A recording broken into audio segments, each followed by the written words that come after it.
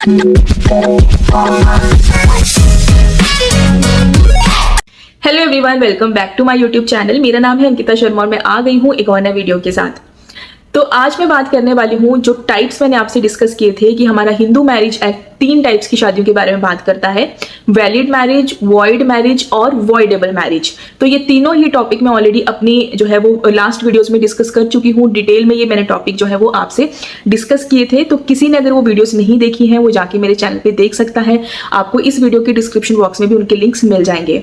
अब ये जो मैंने टॉपिक्स आपसे डिस्कस किए थे, इनको मैं एक ऐसा एग्जाम्पल जिसमें ये तीनों ही टाइप्स जो है वो फिट हो जाएंगे, वो आपके सामने आज डिस्कस करूंगी, ताकि जो आपको क्लैरिटी मिल जाए।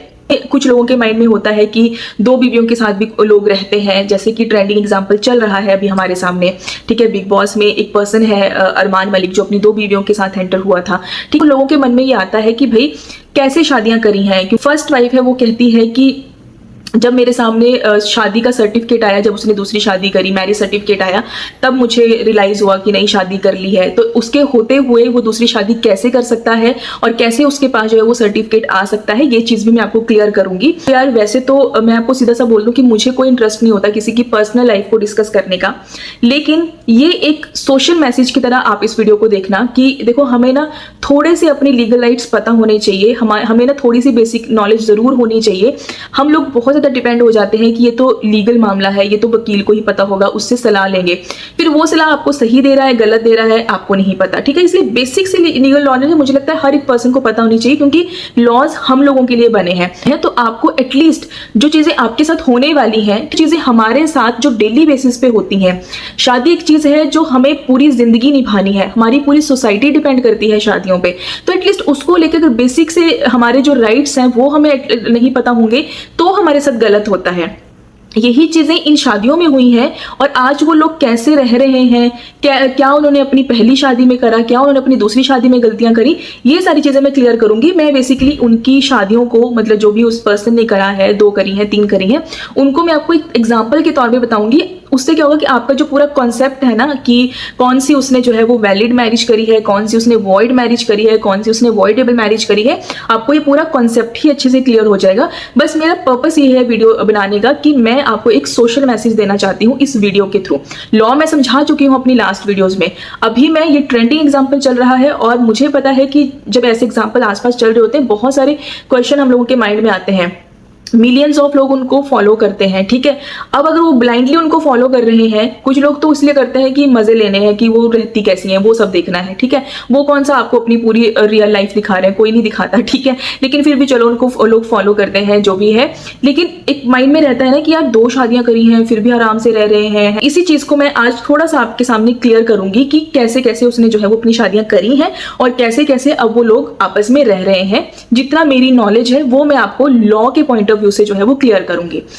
सबसे पहले मैं आपको बता दूं कि अरमान मलिक, जो कि सोशल मीडिया की तरफ से नॉलेज है, या फिर आपको थोड़ा बहुत उनके बारे में रिसर्च करने पे भी मिल जाएगा, कि बेसिकली उसने 3 शादियां करी हैं। ठीक है, तो जो सबसे पहली मैरिज है, तो अकॉर्डिंग टू देम ऑल्सो, कि उनकी वो चाइल्ड मैरिज हुई थी, कि माँ बाप ने जबरदस्ती करा दी थी, उनकी कोई इच्छा नहीं थी, बहुत जल्दी शादी करा दी थी। अब child marriage according to the prohibition of child marriage act 2006, child marriage जो है वो एक वॉइडेबल मैरिज है। मतलब ऑप्शन है पार्टीज के पास कि जब वो अपनी मेच्योरिटी एज में आ जाती हैं, तो मेच्योरिटी एज के 2 साल कंप्लीट होने से पहले पहले उनको जो है वो कोर्ट में पिटीशन डालनी है अपनी शादी को नलिफाई करने के लिए। ठीक है, बोलने का मतलब कि जो शादी हुई है वो उनकी गलत शादी नहीं थी, लेकिन अब वो शादी उनको कंटिन्यू करनी है या नहीं करनी है, उनके पास ग्राउंड है कि वो जा सकते हैं कि हमने अपनी मर्जी से शादी नहीं करी और हमारी चाइल्ड मैरिज है उसको नलिफाई कर दिया जाए। ठीक, जब तक कोर्ट आपको डिक्री नहीं ग्रांट कर देता, आपकी शादी को नलिफाई नहीं कर देता डिक्री के थ्रू, तब तक वो शादी वैलिड ही रहती है।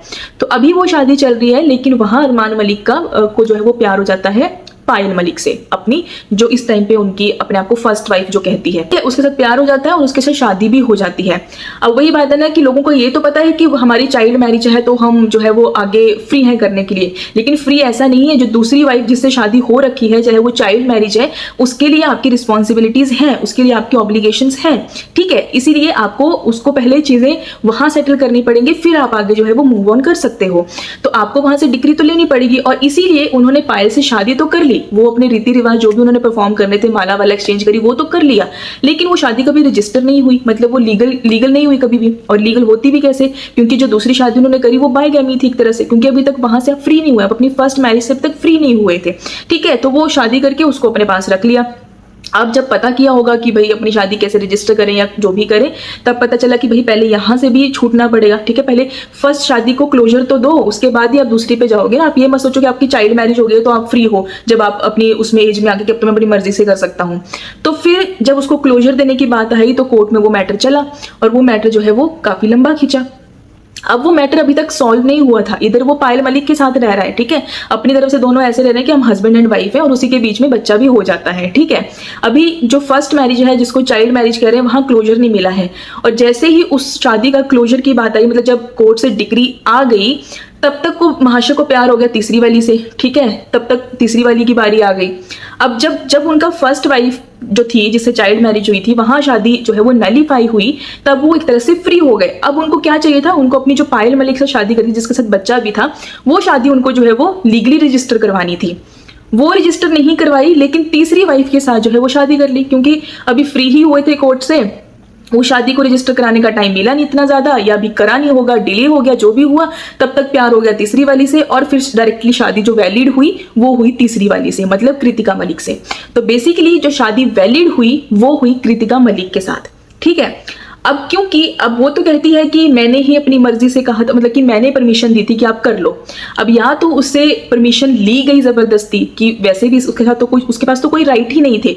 अब यहाँ पे समझने वाली बात है कि जो पायल मलिक है, बेसिकली ना तो उसको अपने लीगल राइट्स पता थे, ना तो उसको ये पता था कि भाई मेरी शादी तो कभी रजिस्टर हुई ही नहीं, ठीक है। तो उस बेसिस पे अब ये हो सकता है कि अरमान मलिक को ये चीजें पता थी, और उसने उसी बेसिस पे उससे परमिशन ले ली कि देखो हमारी शादी तो वैसे भी वैलिड नहीं है, अगर मैं छोड़ना चाहूँ तो वैसे भी छोड़ सकता हूँ, ठीक है, इससे अच्छा कि तू एग्री ही कर जा, ठीक है, एग्री करेगी तो साथ रह लेंगे। तो उसी बेसिस पे उसने कृतिका मलिक से शादी कर ली, और उसके फोटोज भेज दी। और सर्टिफिकेट की बात जो उसने करी कि मेरे सामने जब सर्टिफिकेट आए तो वहां तो सर्टिफिकेट बन ही जाना था, क्योंकि वहां पे तो उसने क्या किया, जो कोर्ट से डिग्री आई थी, उसकी शादी नलीफाई हुई थी, वो लगा दी, उस हिसाब से वो शादी कर सकता था। तो उनकी शादी जो है वो वैलिड हो गई, लीगली वो वैलिड हो गई। अब उसके बाद जो पायल मलिक है, पहले तो उन्होंने शादीशुदी करी बढ़िया ठीक से, उसके बाद रहना शुरू किया, फिर वो कहती है कि मुझे जेलस फील हुआ, फिर वो घर छोड़कर चली गई, ठीक है।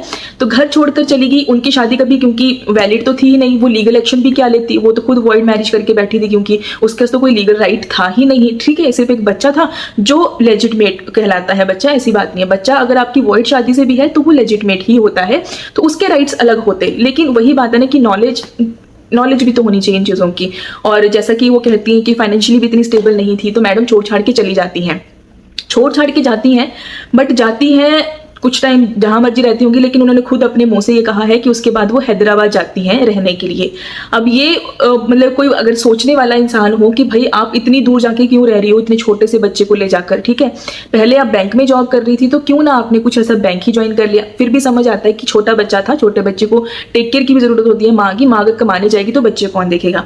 लेकिन यहाँ पे बात यह है कि वो हैदराबाद इतनी दूर कैसे रहने के लिए गई, फिर इतनी दूर तो किसी ना किसी के सहारे तो गई थी। और यहाँ ये बात निकल कर आती है कि वो अपने एक्स बॉयफ्रेंड के साथ जो है वो वहां पे रह रही थी, रह तो रही थी हैदराबाद में, लेकिन गुजारा नहीं चल रहा था। ऑब्वियसली कौन दूसरे के बच्चे की इतनी रिस्पॉन्सिबिलिटी लेता है, तो वो थोड़े थोड़े दिन की गर्मा गर्मी थी कि मैं अलग रहूंगी एंड ऑल थिंग्स, ठीक है। तो वो सब हुआ। उसके बाद कहती है कि मुझे जो है वो अरमान मलिक जी लेने आ गए क्योंकि मेरे पास बच्चा भी था। तो एट द एंड इतना है कि वो बच्चे के लिए कॉम्प्रोमाइज हुआ कि बैठ के तीनों ने आपस में बात करी होगी, और सोशल मीडिया थोड़ा बहुत मुझे लगता है उनका चलना शुरू हो गया था, ठीक है। कृतिका और अरमान मलिक दोनों जो है वो टिकटॉक एंड ऑल चीजें कर रहे थे, तो इसीलिए दोनों ने थोड़ा सा अंडरस्टैंडिंग अपनी ये रखी कि अब जो है वो है, ठीक है। अब जो पायल मलिक है उसको बेसिकली इन लोगों ने अपने साथ रखना एक तरह से बेचारी बन गई, ना तो पेरेंट्स के पास जा सकती है, ऊपर से बच्चा है, उसको अकेला कोई कैसे पालेगा। तो यहाँ पे अरमान मलिक को ये था कि मेरा बच्चा है, एटलीस्ट उसके साथ गलत नहीं होना चाहिए, इतनी उसमें शायद समझ थी। और यार कोई कितना भी जैसा मर्जी हो अपने बच्चों के लिए सब अच्छा ही सोचते हैं। तो अल्टीमेटली एक बच्चे की वजह से जो है वो पायल मलिक वापस फैमिली में जो है वो एंटर होती हैं, दोबारा वो अपनी फैमिली में वापस आती हैं, ठीक है। अब ये तीनों की अंडरस्टैंडिंग थी आपस में बैठ के, क्योंकि कृतिका को पता था कि कहीं ना कहीं मेरी ही फ्रेंड है, ठीक है, जिसका जो ये परिवार है वो खराब हो रहा है मेरी वजह से, तो वो उस गिल्ट में थी कि मैंने इसका फैमिली जो है वो खराब कर दी। अब पायल मलिक को भी पता था कि उसने पहले किसी और का घर खराब करा है, इसलिए उसको भी एडजस्टमेंट करने की जो है वो अंदर से उसको भी था कि मैं भी एडजस्ट करूंगी तभी मेरा भी आगे कुछ होगा, ठीक है, क्योंकि अल्टीमेटली बच्चे को भी तो देखना है ना।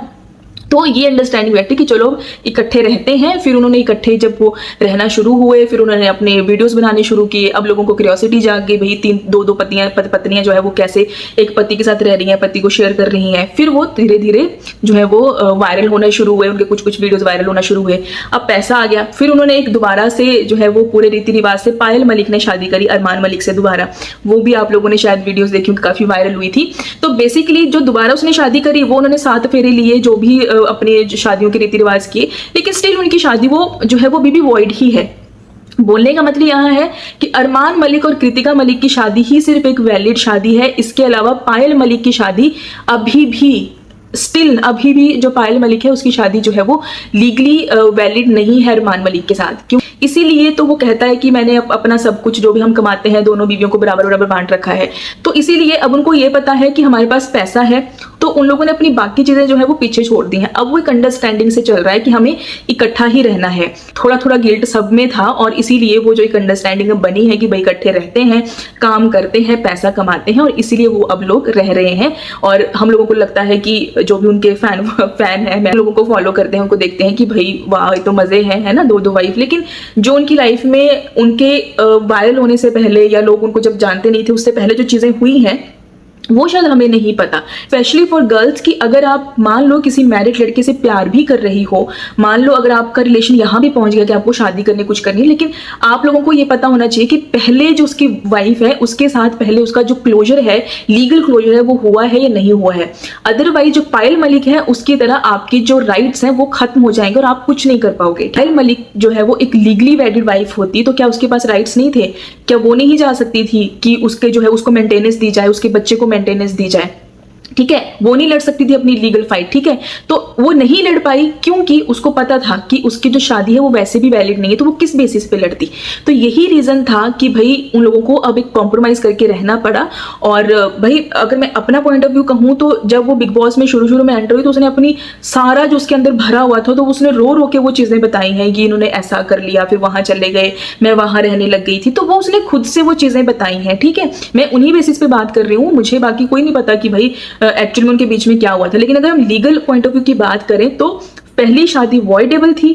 जो उसने पायल मलिक के साथ करी शादी वो वॉइड मैरिज थी, और जो उसकी लीगल वैलिड शादी है वो है उसकी कृतिका मलिक के साथ। इसीलिए जो कृतिका मलिक के पेरेंट्स हैं वो कहीं ना कहीं सिक्योर हैं, इसीलिए वो जो है वो साथ देते हैं अपने बेटी का। ठीक है, जबकि पायल मलिक के पेरेंट्स ने आज तक जो है वो उसको अपने घर वापस नहीं बुलाया है, लेकिन कृतिका मलिक के पेरेंट्स को सब कुछ पता होने के बावजूद भी वो खड़े हैं वहां पे, वो उनको सपोर्ट भी करते हैं, आना जाना भी करते हैं, क्योंकि उनको पता है कि उनकी बेटी की शादी तो लीगल है, उसकी शादी इलीगल नहीं है। ठीक है, अगर इलीगल होती तो वो ले जाते उसको। तो ये रीजन है। और आई होप अब आपको इस एग्जाम्पल से, जो लाइव एग्जाम्पल चल रहा है उसको जो है, ये जो शादियों वाला टाइप्स है ये आपको बहुत अच्छे से क्लियर हो गया होगा। बार बार बोलूंगी कि प्लीज इस वीडियो को एज एक सोशल मैसेज की तरह ही लेना कि हमें अपने लीगल राइट्स पता होने चाहिए और बहुत जरूरी है, स्पेशली गर्ल्स को। इस गर्ल्स की भी बात नहीं है यार यहाँ पे, मतलब कि लड़कों को भी पता होने चाहिए, लड़कियों को भी पता होने चाहिए, लड़कों को भी पता होना चाहिए कि एक रिश्ते को पहले क्लोजर दो, उसके बाद आप दूसरे रिश्ते में एंटर करो, तभी चीजों का फायदा रहता है। ठीक है, अदरवाइज कॉम्प्रोमाइज तो हर जगह पे करना ही है। अब जरूरी नहीं है कि वो लोग इतने पैसे कमा रहे हैं अपनी इन्हीं चीजों को दिखा के तो हर किसी की किस्मत वैसी ही होगी। ठीक है, आज तो चलो वो दोनों ही लड़कियां सिक्योर हैं क्योंकि दोनों के ही पास पैसा है, ठीक ठाक, पता है कि कल को कोई प्रॉब्लम भी आती है तो दोनों के पास अच्छा खासा पैसा है, वो रह सकती हैं आराम से। ठीक है, लेकिन हर किसी की किस्मत ऐसी नहीं होती, इसीलिए आपको आपके लीगल राइट्स जरूर पता होने चाहिए। तो आई होप आपको ये जो पूरा ट्रेंडिंग एग्जाम्पल चल रहा है वो अच्छे से क्लियर हो गया होगा। मोस्ट इंपॉर्टेंट आपको जो टाइप्स जो मैंने अपनी लास्ट वीडियोस में जो है वो आपसे डिस्कस किए थे वो आपको अब अच्छे से जो है वो क्लियर हो गए होंगे, कौन सी वैलिड शादियां हैं, कौन सी वॉइड शादियां हैं, कौन सी वॉइडेबल शादियां हैं। और अगर वीडियो अच्छी लगी है तो लाइक करना, शेयर करना, अब आप कमेंट करके जरूर जाना। और आप लोगों को क्या लगता है जो अरमान मलिक है उसकी जो शादियां हैं, जो चीजें वो दिखाता है सोशल मीडिया पे, वो कितना सही और कितना गलत है। मिलती हूँ आपसे नेक्स्ट वीडियो में और आज के लिए बाय बाय।